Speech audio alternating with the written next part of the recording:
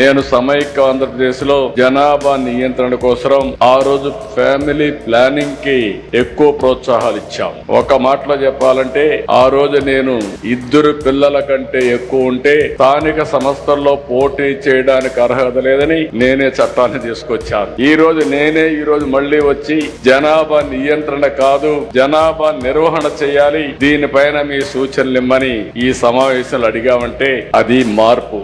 ఎవరైనా సరే ఒక్కొక్కసారి కొన్ని పాలసీలు తీసుకొచ్చినప్పుడు ఆ పాలసీలు గాని తగిన ఫలితాలు రానప్పుడు, పరిస్థితులు మారినప్పుడు మళ్ళీ ఎప్పటికప్పుడు మనందరం కరెక్టివ్ మెజర్స్ తీసుకోకపోతే చాలా సమస్యలు వస్తాయి.